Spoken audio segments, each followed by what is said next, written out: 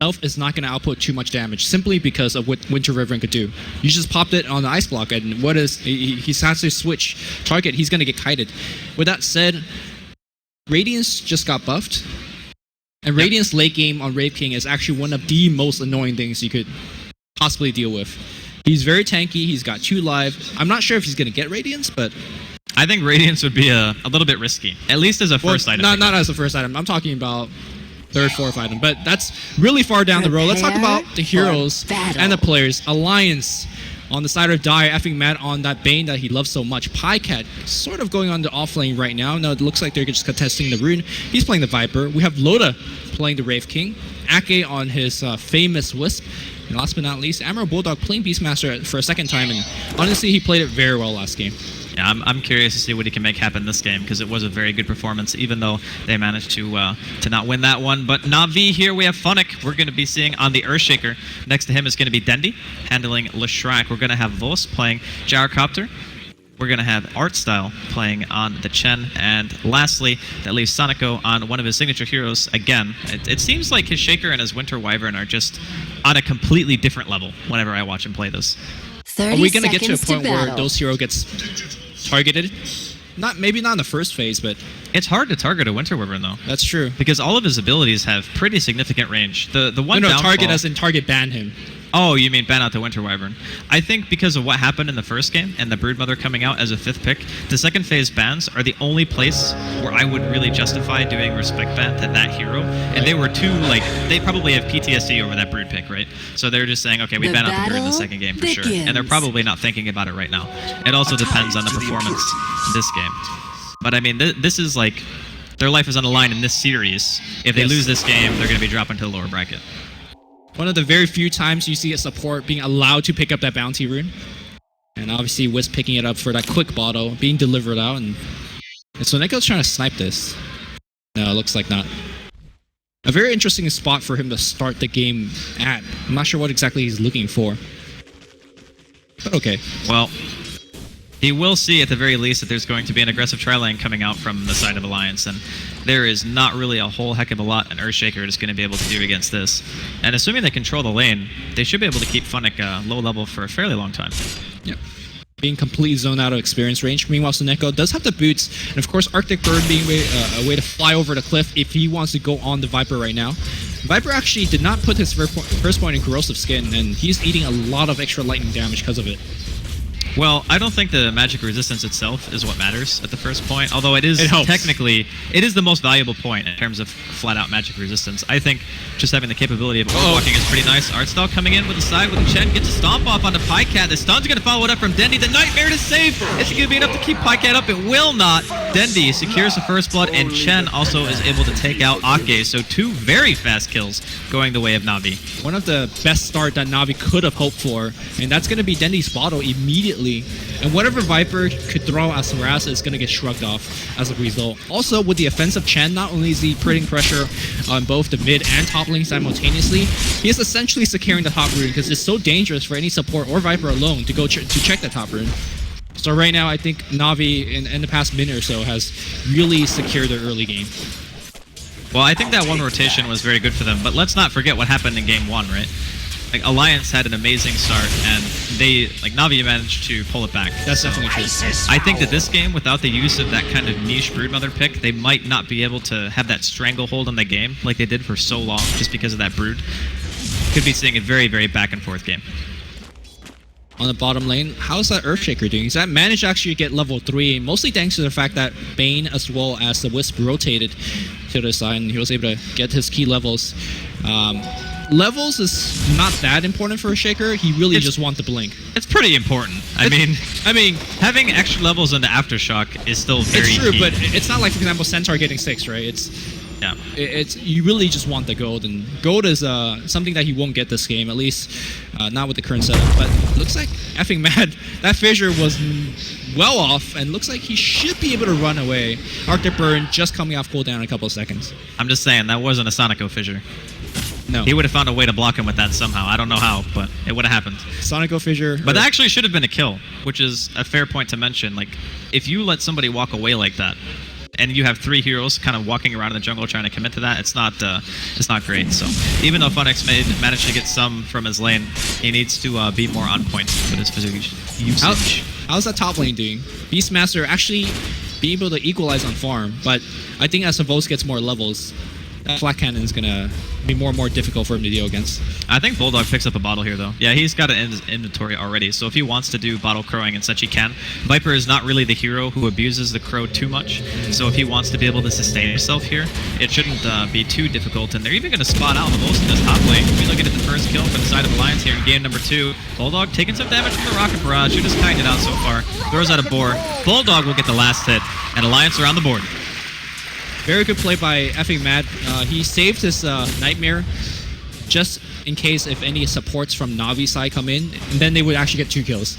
Instead of just Nightmaring the Gyro, they would Nightmare the support. Well, not only that, but just in case the Gyro managed to get too far away. Like, you technically want to save your Nightmare for if the target gets too far to attack anymore, and you use it at like the last second. Or he also decides to TP out, because that was their only stun, so... Yep. Well played on multiple ends. Highcat actually recovers fairly decently, not on the CS chart because he's down behind by quite a bit, but at least on the level department. He's holding his own in the lane. That magic stick is going to help out in terms of the survival department as well. He's going to need a gank, though. Like, there's no way he just wins this lane from the start that he's had. And Sonico is going to spot out. Looking mad here on the high ground. He's eating a couple of auto attacks from that Arctic Burn. Dendy, not enough mana to throw out another spell. Brain Sap to equalize the health for the time being. Throws out a Nightmare, too, to keep himself safe. Funnick with the fissure doesn't actually block. Oh my god, it actually does. He's not salving up. He was not going to live. No way. That was a very, very nice fissure from Funnick. Much better than the first one. Well, you're saying that Pycat needs a gank here, but it seems like every attempt that Alliance has rotated supports Sonico, and to a certain extent, Funnick is also always here. Well, I just meant he would need a gank if he wanted to really win the lane. Right, I'm saying these ganks are helping him lose the lane further, because Bendy appreciates the free kills that he's getting. Yeah, that is very true. But we can also see that the farm isn't too bad from Alliance. The Wraith King and the Beastmaster are still farming pretty well. It's not as if it's a huge advantage for Navi in terms of who's farming what lane. And Viper is still recovering a little bit, so that time that Dendy spent chasing around, he does get a kill, but Highcat has managed to close the gap in terms of CS. So in the past, when we've seen Wraith King carries, it's generally a Blink Dagger first. Bottom lane. Yeah, nice stun here and open it up, but here comes a Centaur. In fact, the Centaur is not going to hit the stun on Aki. He will go down to the Vol's Gyrocopter. The Rocket's going to come down, call down being gone at level 6 after that kill. Vol's turns thing around. Artstyle's rotations so far have been on point. I don't know if it was just happenstance that the first one kind of went that way, but he walked right into the supports as they were ganking mid. And Pycat in a lot of trouble here. One more bottle charge from Dendy should be able to seal the kill, but not going to be able to pop it though because of that pesky level 3 Corrosive skin. So given how the game's going, is Blink actually, does level 3 Corrosive stop bottle? You need more than 20 damage, I want to say, to stop the bottle. So I actually don't think it does. Maybe it does. I don't know. I don't play against enough Viper. Who knows? Lucky man. Yeah. One of those heroes that nobody wants to play or play against. No. And things have kind of quieted down at least a little bit. There's a couple of kills here and there, but I think that Navi are the ones with the Chen. Like, they're controlling the lanes really well at this point, and Lightning Strike getting a hit on the Pycat. Arctic Burn doing some damage as well. Bulldog's here to throw out a couple of axes, but they're going to be able to take down Pycat anyway. The stun follow-up from Dendy, and now they want to try to kill Artstyle. He's very low at the moment. Gets put inside of the Cold Embrace, and we'll be fine. And I gotta say, it seems like 2 games in a row, the last pick from Navi is just doing the most amount of work in the early game. Yeah, I mean, Chen is one of those heroes you want to pick once you have secured the lanes, or if those cores don't really need help. But so he can focus on jungling. But this game, he's primarily focusing on ganking, and it's working out. A big part of that gank was also Sonico having a double damage with his Arctic Burn. He was dishing out a ton of damage from a support standpoint. So right now, Gyro's farming well. The Shrek's farming extremely well. And Earthshaker, you know, he's getting his levels. He's gonna get Soul Ring as well, so I think Navi is very happy with how the game's going, and obviously the 6-1 is just icing on the cake. It seems like there have been a lot of kills, but we haven't really seen any towers dropping yet. The farm rates are still pretty consistent on both teams. The only thing that's a little bit worrisome is Pycat is getting held down a heck of a lot. But, I mean, putting that much emphasis on the Viper, I don't really think Viper's that good of a comeback hero, if that makes sense. Like, playing from behind on that hero, it's like, it doesn't really feel that great, because you kind of want mech, you want tanky items, you want to be able to go for your Aghanims as well, eventually, to be able to just kite out people in the fights.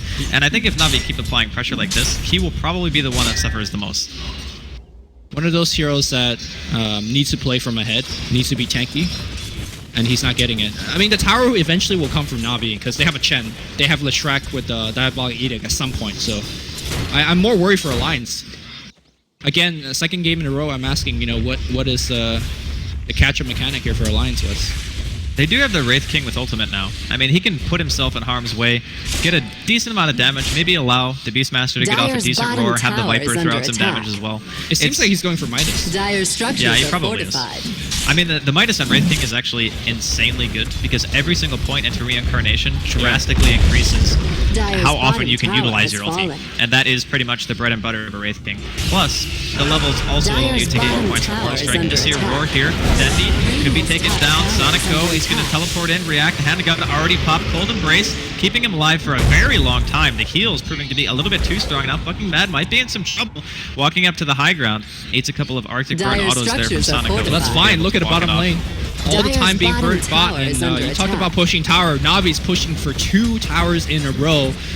Yeah, that tower's going down without any assistance. Top tower No back off. Midas is finished, but generally when you get Midas, actually getting Midas against a Chen is not too bad, but just the amount of pressure they're facing against, I'm not sure if this Midas will pay for itself. I guess the counter argument to that would be, what item does he buy that actually makes him able to do anything? Because I think a blink, you're not doing enough damage and you're not tanky enough.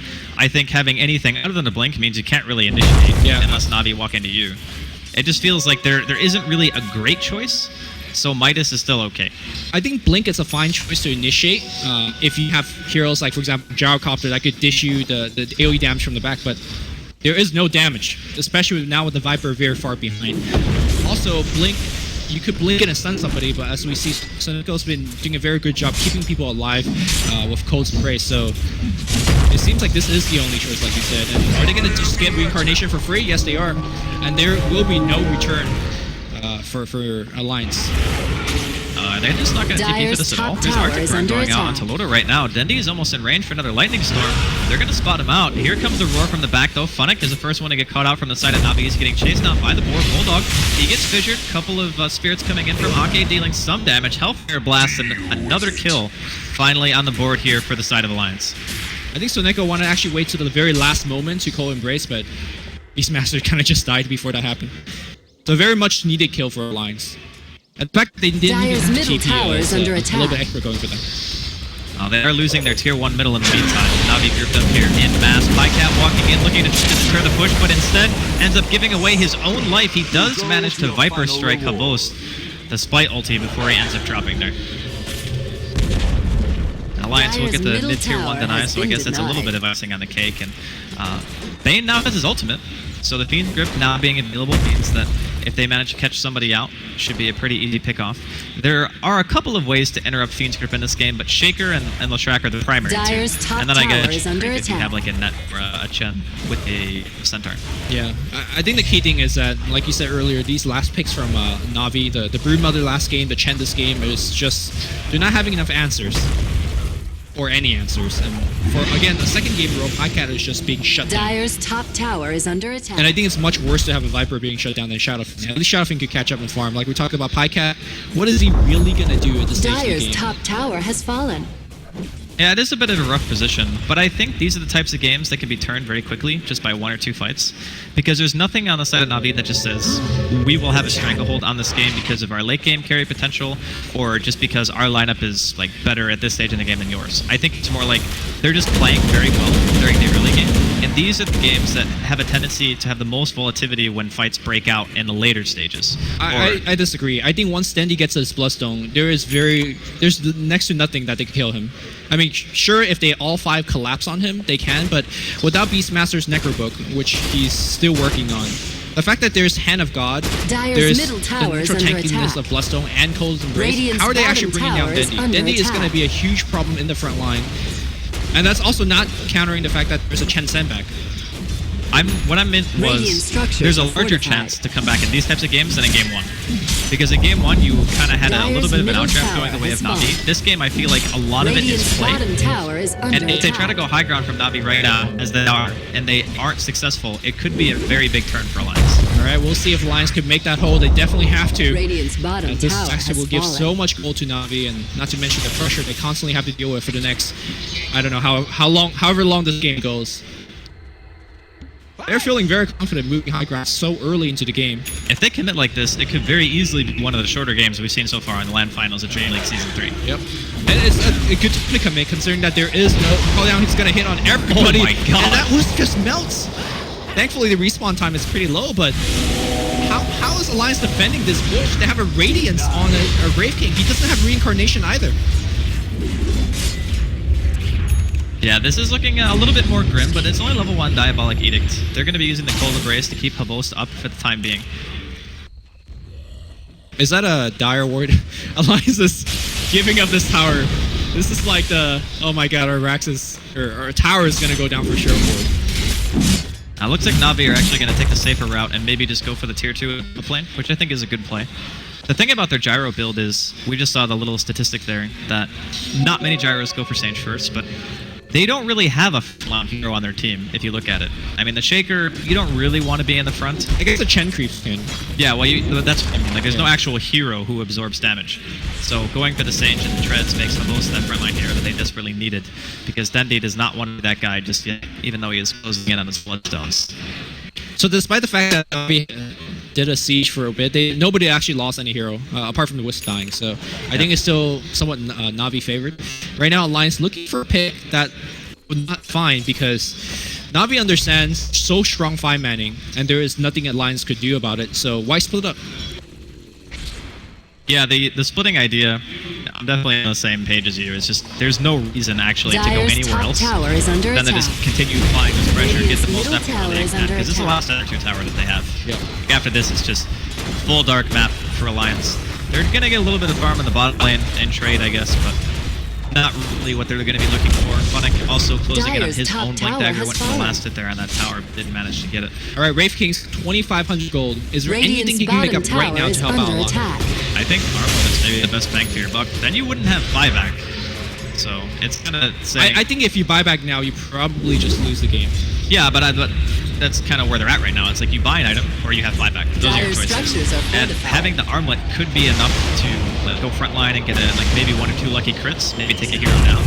But then you also have to worry about Cold Embrace. Well, Cold Embrace just got expanded by Centaur, but this Tornado is doing quite a bit of the work.